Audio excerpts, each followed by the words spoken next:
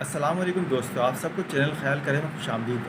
آج ہم نے پروگرام ترتیب دیا ہے قرآن میں تفکر کریں، جس میں ہم ہر پروگرام میں ایک آیت پر، قرآن پاک کی ایک آیت پر تفکر کریں گے۔ اگر آپ کو اس میں غور و فکر کرنے کے بعد جو بات آپ کو سمجھ میں آئے، آپ بھی کامنٹس کر سکتے ہیں۔ اس سے آپ کو بھی فائدہ ہوگا، ہمیں بھی فائدہ ہوگا، سب کو فائدہ ہوگا۔ تو پروگرام کا نام ہے پونڈر ان دا ہولی قرآن، قرآن میں تفکر کریں۔ آئیے پروگرام کا آغاز کرتے ہیں۔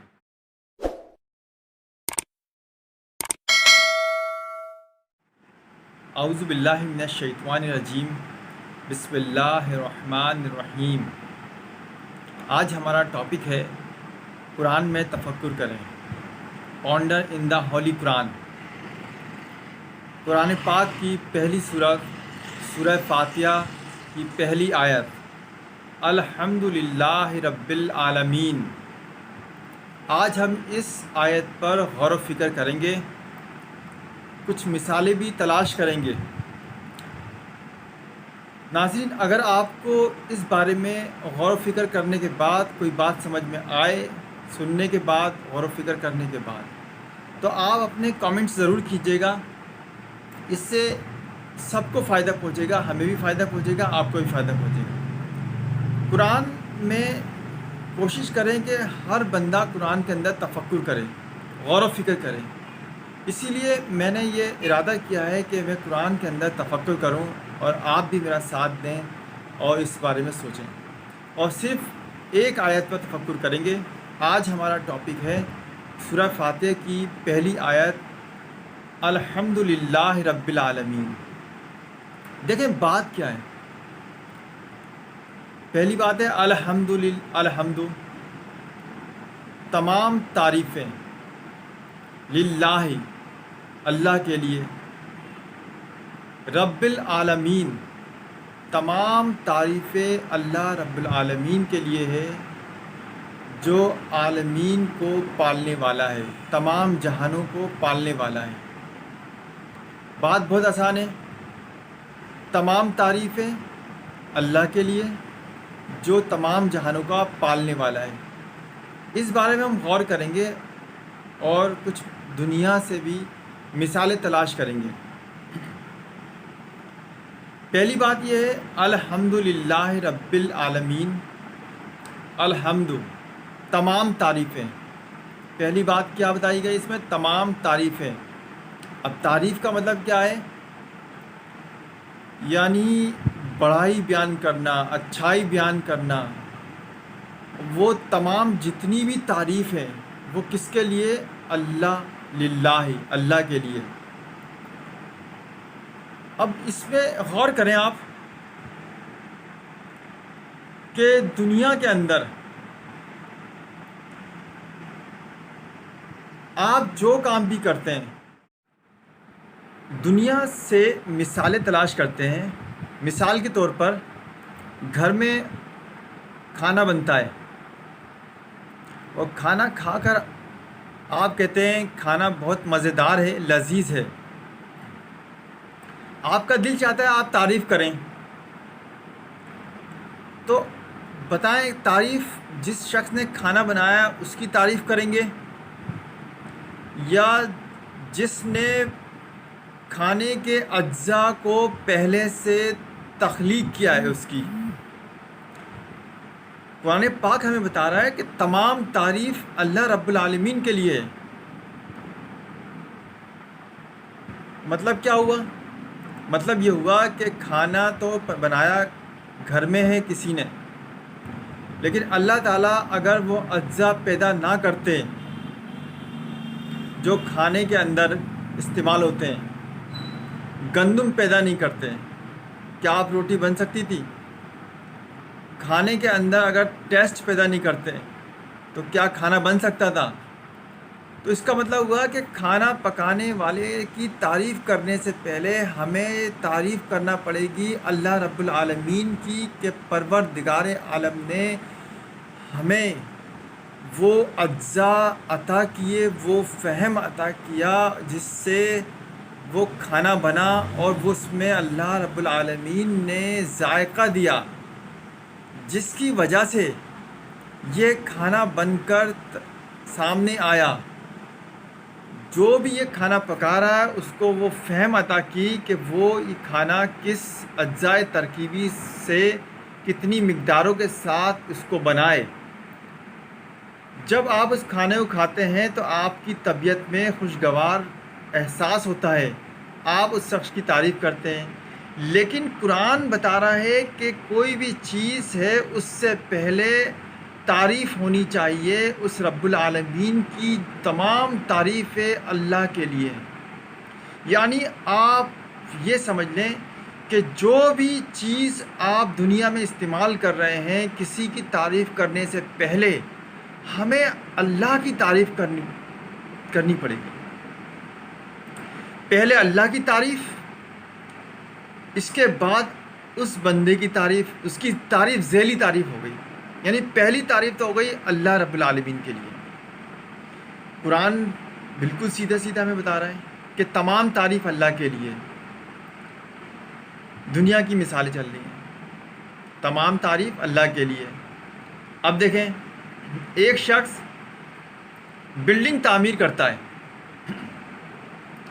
اب وہ بلڈنگ بنانے میں جو چیزیں استعمال ہو رہی ہیں اجزائے ترکیبی، لوہا ہے، سیمنٹ ہے، بجری ہے، اور بھی بہت ساری چیزیں، پانی ہے۔ بتائیں اگر اللہ تعالیٰ لوہا ایجاد نہیں کرتے، لوہا نہیں بناتے، کیا بلڈنگ تیار ہو سکتی تھی؟ کیا اللہ تعالیٰ اگر اس کے اندر فہم و فراست نہیں دیتے کہ اس کو کس ترتیب سے اوپر چڑھانا ہے، کیا بلڈنگ تیار ہو سکتی تھی؟ بالکل نہیں۔ یعنی بلڈنگ جو بنی ہے، ایک عمارت خوبصورت جو بنی ہے، ہم کسی شخص کی تعریف کرنے جا رہے ہوتے ہیں تو ہمیں اس شخص کی تعریف کرنے سے پہلے ہمیں اللہ رب العالمین کی تعریف کرنی پڑے گی۔ قرآن یہ بتا رہا ہے تمام تعریفیں اللہ کے لیے ہے۔ یعنی ہم جو تعریف کسی بھی چیز کی کسی شخص کے لیے کرنے جا رہے ہیں تو اس شخص کی تعریف کرنے سے پہلے آپ نے تعریف کرنی پڑے گی اللہ رب العالمین کی۔ یعنی تمام تعریفیں اللہ کے لیے ہیں۔ اب کمپیوٹر ایجاد ہو گیا، اب کمپیوٹر ایجاد ہوا، کمپیوٹر کو سب استعمال کر رہے ہیں۔ کمپیوٹر کے پس پردہ اگر حکمت تلاش کی جائے تو اس شخص نے کتنا تفکر کیا، کیا کیا اشیاء ترکیبی اور اجزاء ترکیبی کو استعمال کیا، استعمال کرنے کے بعد اس نے اپنا وقت کس قدر لگایا اور کنسنٹریٹ کیا۔ غور و فکر کرنے کے بعد جب یہ چیز وجود میں آئی تو آپ نے اس کو استعمال کیا، اور وہ استعمال آپ اپنی زندگی کے اندر استعمال کر رہے ہیں، اور اس سے بے پناہ فائدہ حاصل کر رہے ہیں۔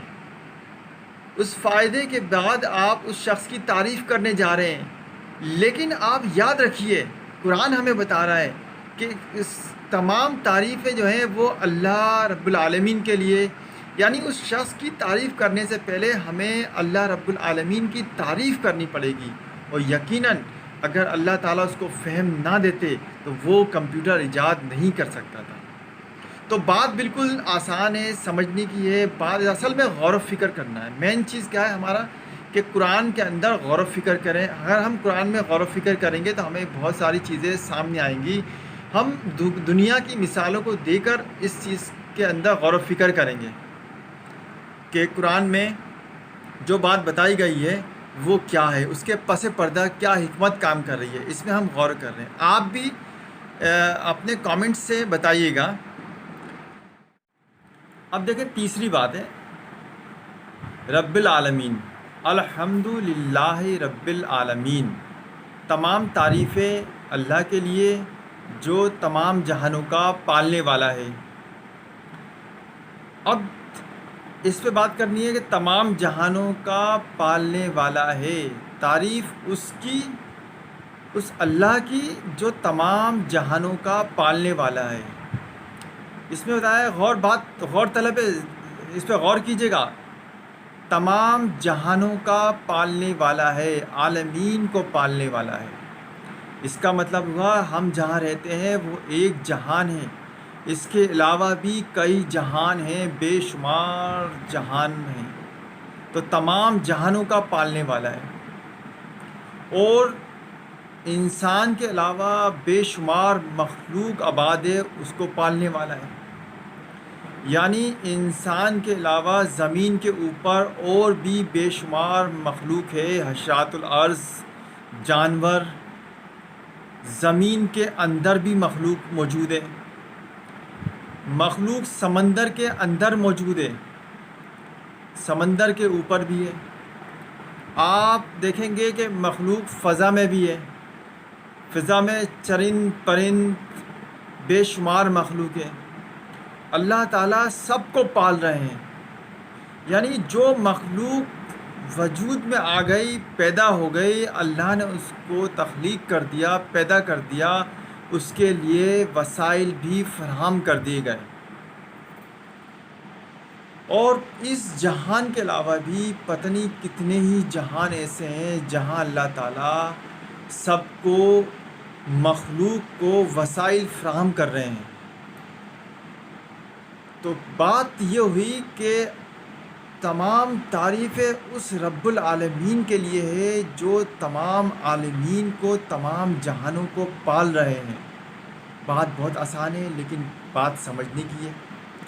صرف انسانوں کو نہیں پال رہے، جانور اور چرند پرند، حشرات الارض، اور اگر غیب کی دنیا میں دیکھیں تو جنات بھی ہیں، اور بھی کئی قسم کی مخلوقات ہیں۔ اللہ تعالیٰ سب کو پال رہے ہیں۔ اب آپ دیکھیں، بات میں مختصر کروں گا کیونکہ یہ ہمارا ٹاپک چل رہا ہے۔ قرآن پاک کی ایک آیت ہے، الحمدللہ رب العالمین، تمام تعریفیں۔ بات اللہ تعالیٰ نے شروع میں بتا دی ہے کہ تمام تعریفیں جو ہے، جو بھی کچھ ہو رہا ہے اور جو کچھ بھی ہونے والا ہے، اس میں ساری چیزیں جو ہیں وہ اللہ تعالیٰ کی مرضی اور منشا کے مطابق چل رہی ہیں۔